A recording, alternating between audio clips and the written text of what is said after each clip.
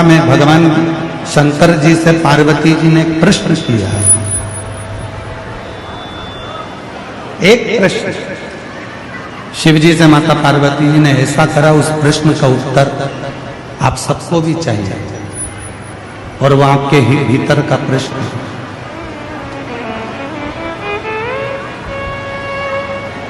बहुत सावधानी से कथा सुनिएगा।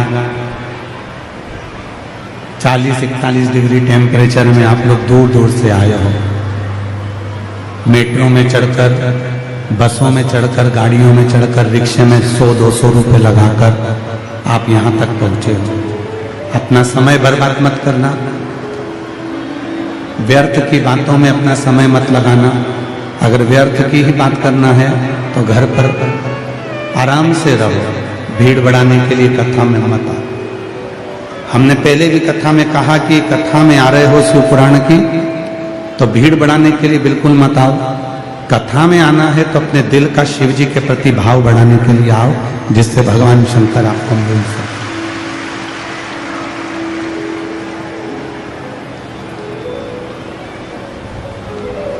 पार्वती जी का एक प्रश्न शिव जी के सामने है।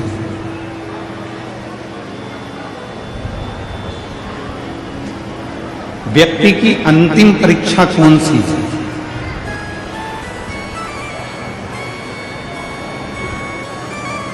और इस प्रश्न का उत्तर भगवान देवाधिदेव महादेव मां पार्वती जी से नंदन वन में दे रहे हैं। संपूर्ण जीवन में मानव की अंतिम परीक्षा कौन सी है? भगवान शंकर ने कहा, मैं अपने पृथ्वी पर रहने वाले मनुष्य की एक परीक्षा ऐसी लेता हूं, वो जीवन की अंतिम परीक्षा होती है। पार्वती जी ने पूछा, कौन सी परीक्षा? शिव जी कहते हैं, पार्वती, प्रत्येक मनुष्य के जीवन में एक मोड़ ऐसा लाकर खड़ा कर देता हूं, जिस मोड़ पर जिस व्यक्ति को मैंने दुख दिया है वो अपने माता पिता, भाई बहन, रिश्ते नाते, कुटुंब, कबीले सबको फोन लगाता है, सबके हाथ जोड़ता है, सबके पीछे पड़ा रहता है, मेरा ये कार्य करा दो, मैं बहुत दुखी हूं, मेरा साथ ये हो गया, तुम ये करा दो, ये करा दो, ये करा दो, सबके हाथ जोड़ता, सबके पीछे पड़ा रहता है, सबसे निवेदन करता रहता है, सबसे प्रार्थना करता रहता है। जब वो सबसे प्रार्थना करता रहता है, सबसे निवेदन करता है, सबके हाथ जोड़ता है, सबसे विनय करता है और उसके बाद भी कोई उसका साथ नहीं देता, तब वो हताश होकर बैठ जाता है। फिर आखिरी में वो मुझे याद करता है, यही उस व्यक्ति की अंतिम परीक्षा है।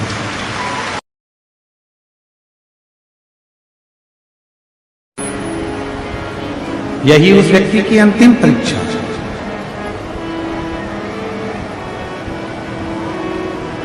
प्रत्येक व्यक्ति के पास में जाकर उसने हाथ जोड़ा, प्रत्येक व्यक्ति के पास में जाकर उसने निवेदन किया, प्रत्येक व्यक्ति के पास उसने जाकर विनती करी कि मेरा ये कार्य है, ये अटका हुआ है, तुम पूरा करा दो। और कोई भी नहीं करा सका। शिव पुराण कह रही है कि मनुष्य की अंतिम परीक्षा है, कोई नहीं आया, अपने भी अपने नहीं हो पाए। जब वो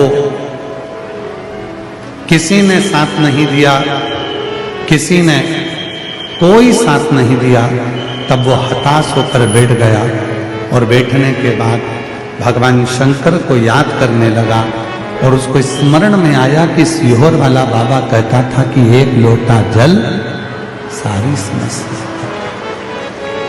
उसके स्मरण में आ गया, उसके चित्त में आ गया, उसके विचारों में आ गया और अब उसने ये अपना लिया कि मेरे साथ में कोई नहीं है, अगर कोई है तो मेरा शिव है, उसके सिवा।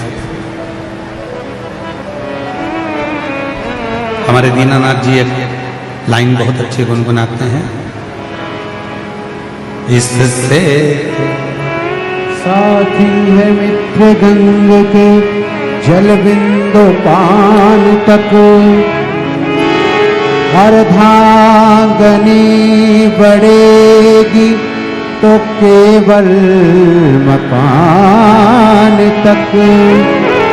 परिवार के सब लोग चलेंगे इस मसान तक, बेटा भी हक निभाएगा तो अग्नि दान तक।